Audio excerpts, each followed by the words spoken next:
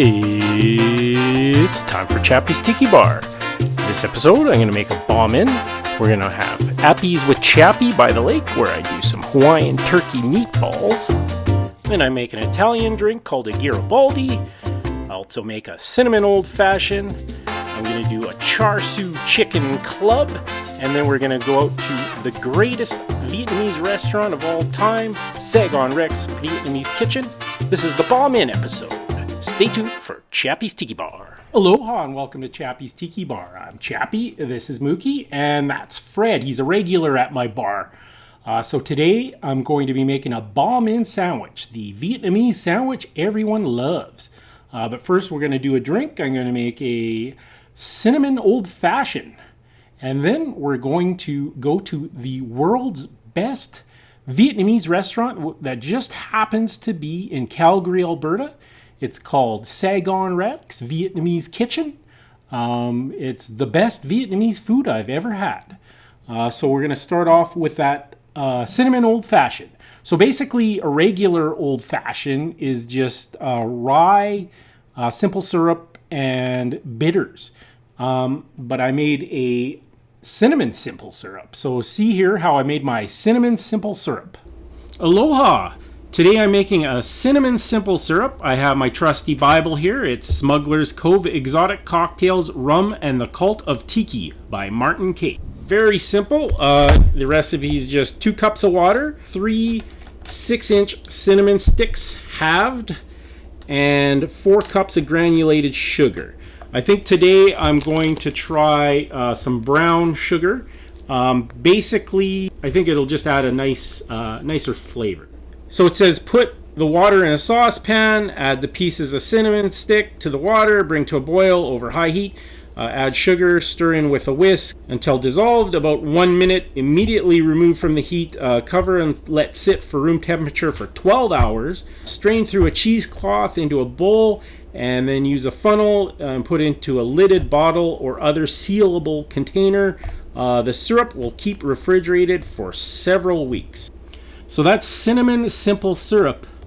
I'll see you in your nightmares. All right, so we're going to get started on that cinnamon old fashioned. Put a little ice in the glass. And then I have my cinnamon simple syrup. Check out my Chicago episode. I make a naked ape with this very same cinnamon simple syrup. So that's about an ounce of cinnamon simple syrup. So we got 1 ounce of Crown Royal. Anybody that's from Canada and likes to drink will know what Crown Royal is. It's one of the better rye whiskeys from Canada. And then I have some Angostura bitters. And that's my cinnamon old fashioned.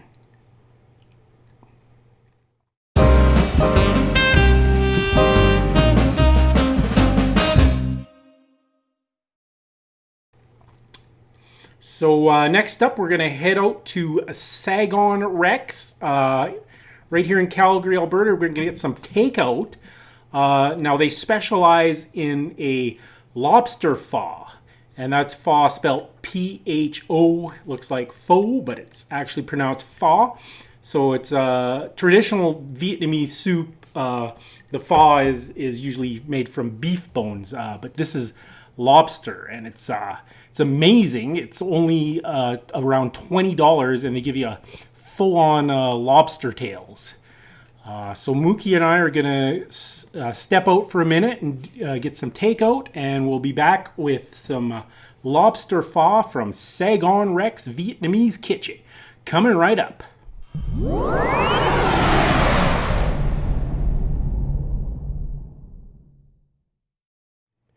All right, we're back from Sexy Rexy's, the greatest Vietnamese food in the world, as far as I'm concerned anyways. So let's see what we got. I got the takeout.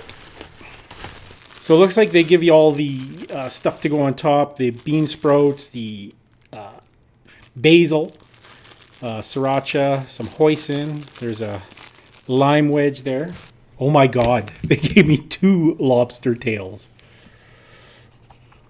1, 2, and then they kept the broth away from the noodles so the noodles don't get soggy, which is smart. And this broth is just unbelievable. It's like the best lobster bisque you ever had, but it's fiery, spicy, hot. So I'm going to get this into a nice bowl and plate it on up, and we'll see what we got.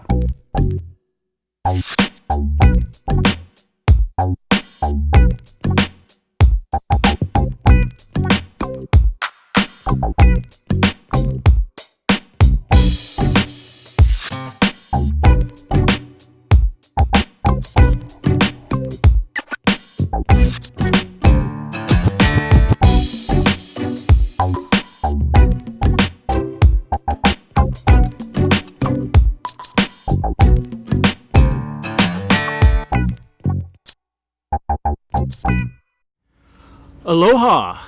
This is the segment we call Best Tropical Destination Stories.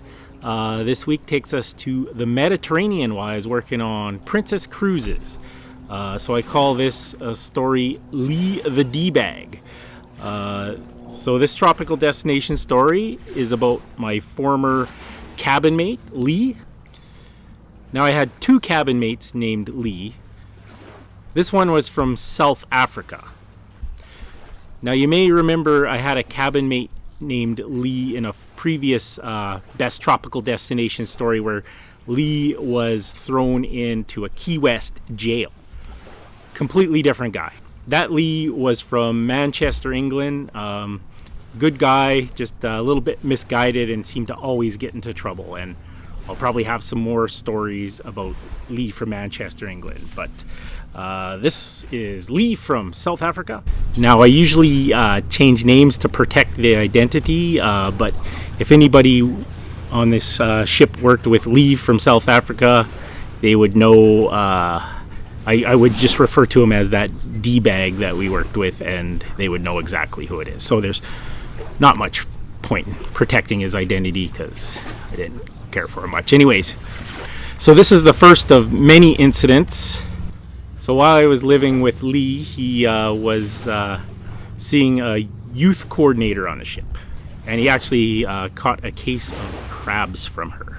Now, a youth coordinator on a cruise ship is basically, her job would be to babysit the children and plan activities for the kids, and Lee got crabs from her. Can you imagine this young lady's working with children and she has the creepy crawlies? Be like, Johnny, what's that in your hair?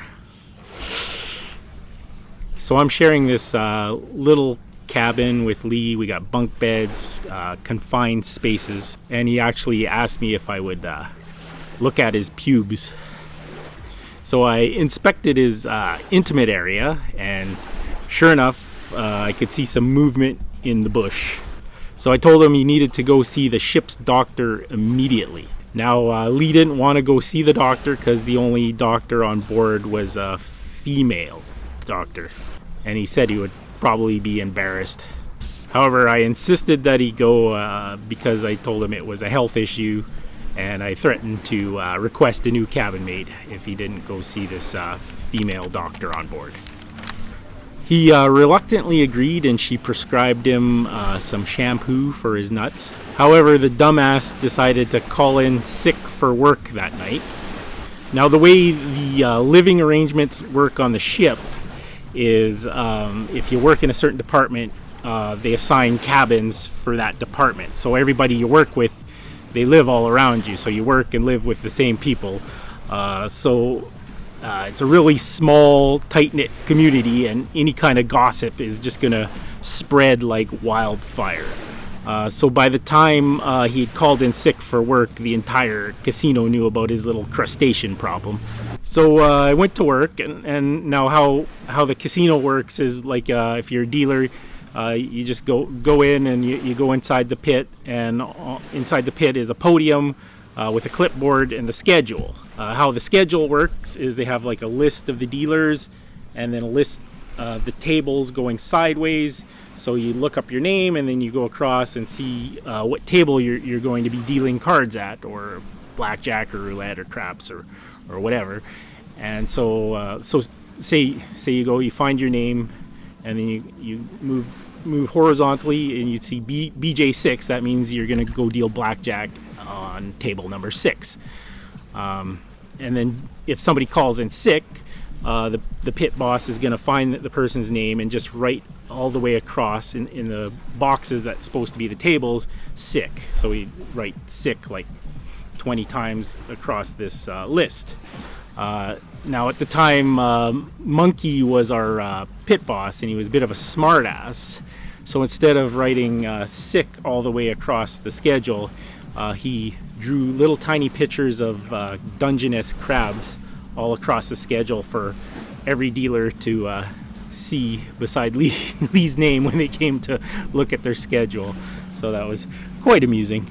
But that was just the first of many incidents with Lee. So as I said, we were working for Princess Cruises, and we were doing the Mediterranean run. So there was this passenger on board. His name was Hank, and I think he was quite wealthy. He was from San Francisco. I think he worked in the Silicon Valley, so he could afford to just spend the entire summer cruising up and down the Mediterranean. So he would do 10-day cruises, but he would just stay on board and repeatedly do 10-day cruises over and over again. Now Hank was very gay, but him and Lee became good friends because Hank was always in the casino playing blackjack. Lee would deal blackjack to them, and then they became friends. So they would go out in ports, and Hank would buy Lee expensive gifts, and then at night they would go to the passenger disco. Normally, like if you're a crew member, you just go to the crew bar. The drinks are $1 there, and you don't want to hang out with passengers after dealing with them all day. But Lee would go to the passenger disco with Hank. Hank would flip the bill for all his drinks, and they'd dance and party. Now, I don't think Lee had mentioned to Hank that he wasn't gay. Anyways, after a couple months of partying every night on the cruise ship and going out and having expensive gifts bought for him, I believe Hank fell in love with Lee. Then Lee went to Hank with a problem. He said being from South Africa, there was a lot of civil unrest there, and his parents were basically kicked off their land and thrown out of their home. And he needed to borrow $30,000 to regain his parents' land that was rightfully theirs. So Hank obliged, and then the next week Hank went back to San Francisco, but not before giving Lee $30,000. Then the story gets even a little bit more bizarre. So the next cruise, Lee comes up with this story that his parents were involved in a horrible car accident, and they were both in comas.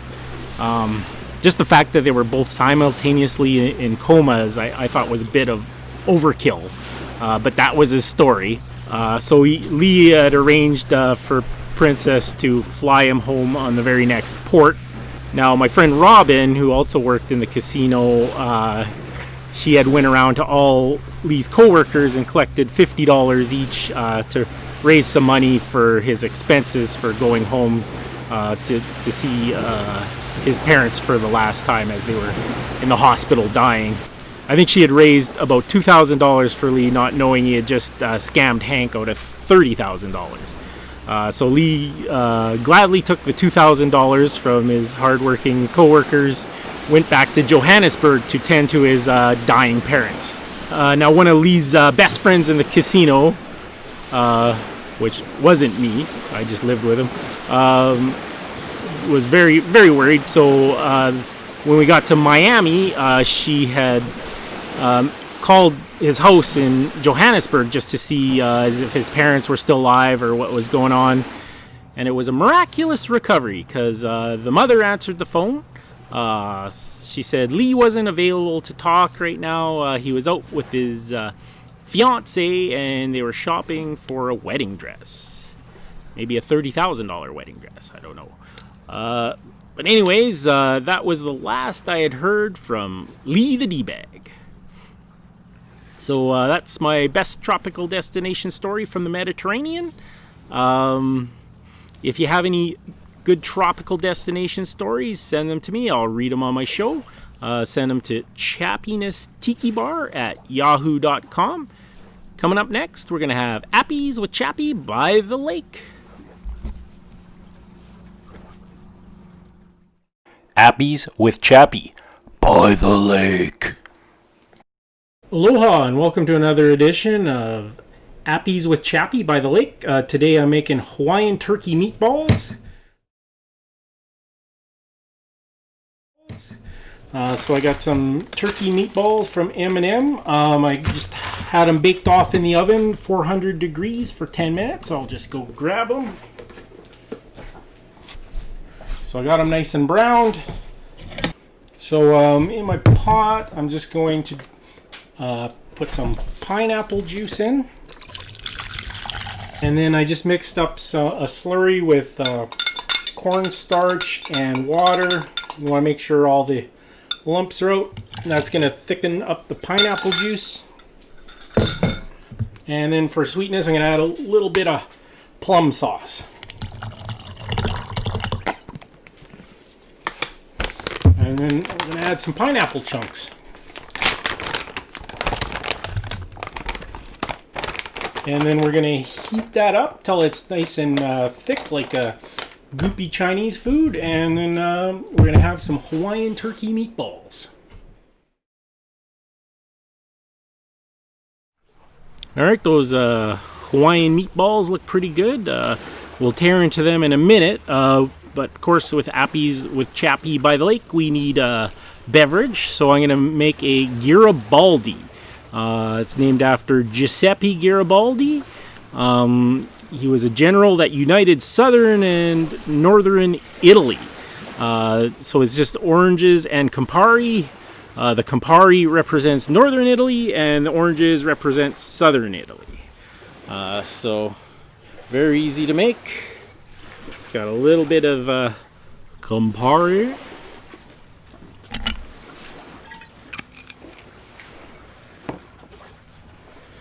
And some OJ.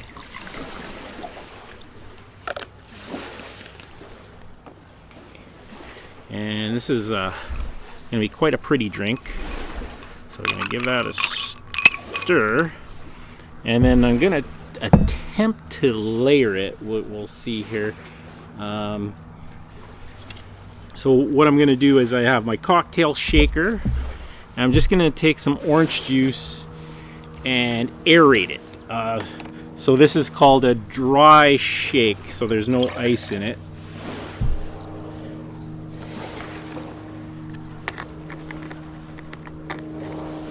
We'll see how that goes.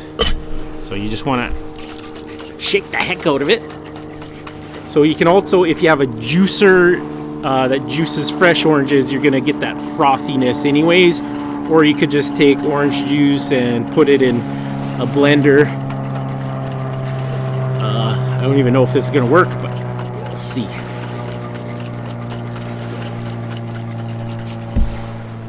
Alright, so I'm just going to add a little more ice.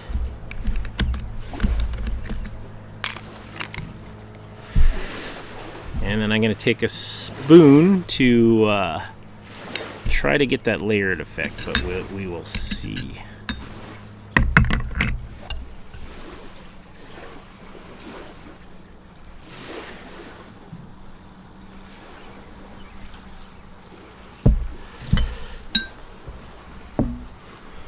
Ah, it worked. That's beautiful. All right, I'm gonna make a little garnish. Have my umbrella. Apparently a bartender in Hawaii invented these. It's supposed to keep the sun off for your ice to stop melting. I don't know if I believe that or not. So I'll do a strawberry, a couple cherries, and we'll do an orange wedge.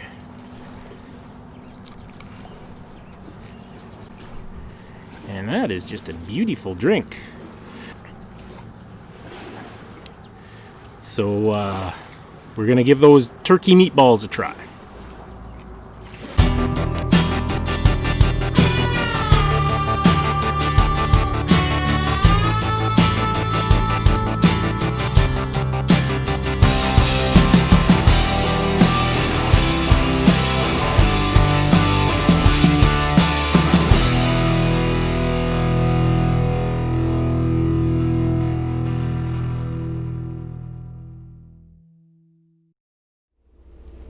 Hey, how's it hanging? So today I'm going to make a Bahn Mi Vietnamese chicken sandwich. So to start, I'm going to pickle some shredded carrot. I'm just going to do a quick pickle. So the word Bahn Mi means bread in Vietnamese. The baguette was introduced to Vietnam in the mid-19th century, when Vietnam was a part of French Indochina and became a staple food in the early 20th century. During the 1950s, a distinctively Vietnamese sandwich developed in Saigon and became a popular street food. Following the Vietnam War, overseas Vietnamese popularized the banh mi in countries like Canada, Australia, and the US. So I'm going to get started on my quick pickle. I just have some shredded carrots.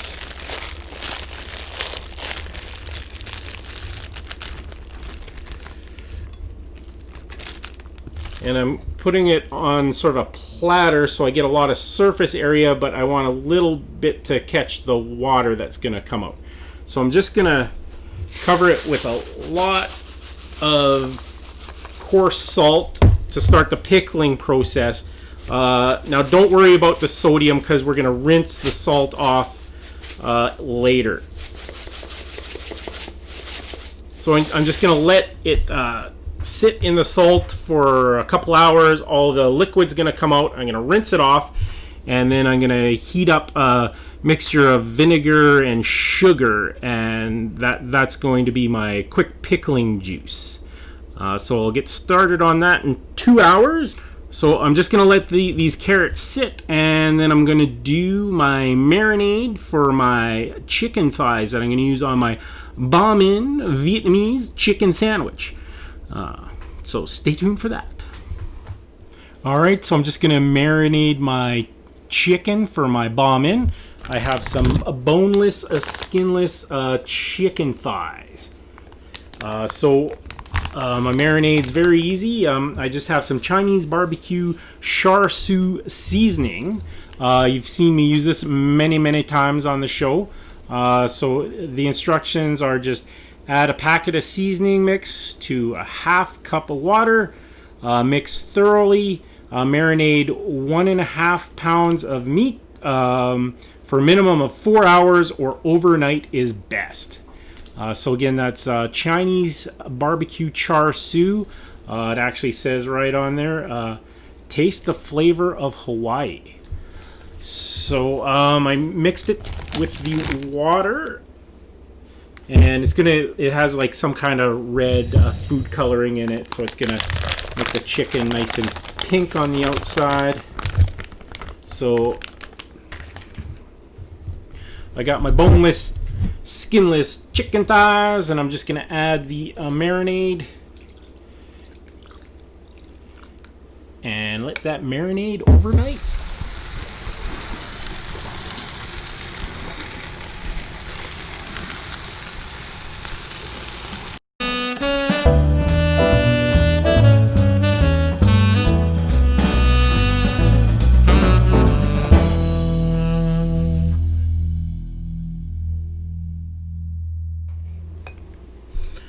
Alright, we're going to assemble this bad boy. So I have my baguette. I toasted it, and just going to cut her open.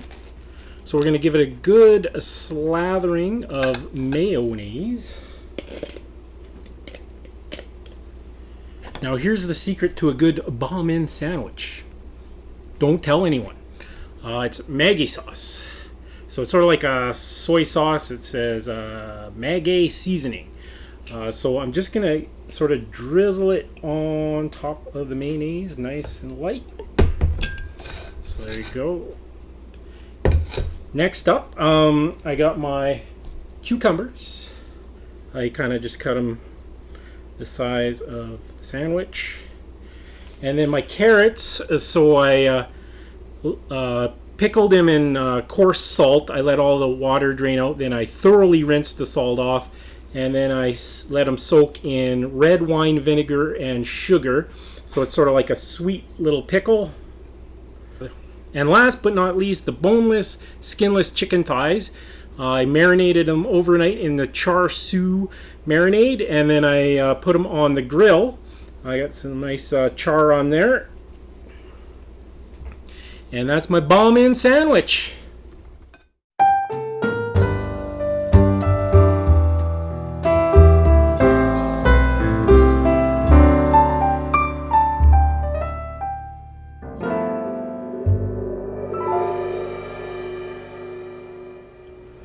Aloha! So today I'm making a Char Sui Chicken club. So I have some Char Sui chicken left over from my Bahn Mi Sub. These are just boneless, skinless chicken thighs. I marinated in my Char Sui pork marinade. And I grilled them up on the barbecue. So this is going to be the base for my Char Sui chicken club. I'm just going to cut them up into sort of more bite-sized pieces.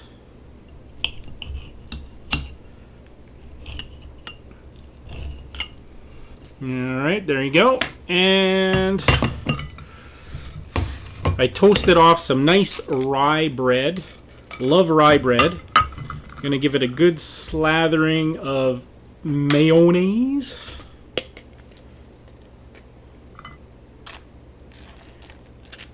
Alright, that was a little too good of a slathering, so we'll do both sides.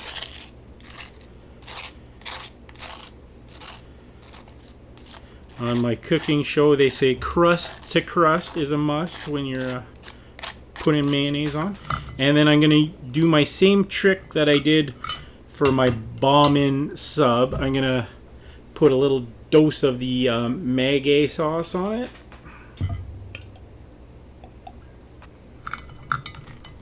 So you can see the Marinade sauce is on the mayonnaise. And then we're going to assemble my sandwich. I got some garden fresh lettuce. Also garden fresh ripe tomatoes. I always salt the tomato before you put it in the sandwich. Tomato is just not a tomato unless it's salted. So it's coming along pretty nicely so far. And then instead of regular bacon, I have some Canadian back bacon, or in Canada we just call it back bacon. So that's going to go on the other side, and the mayonnaise is just going to help it adhere. And then I'm just going to load this sucker up with Char Sui chicken.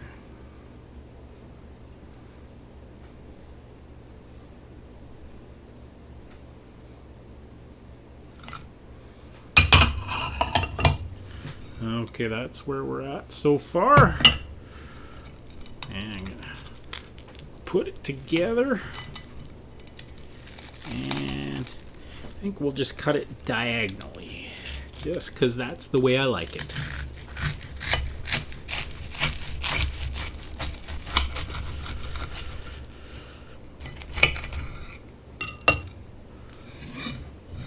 And there it is, my Char Sui chicken club. Come and get it.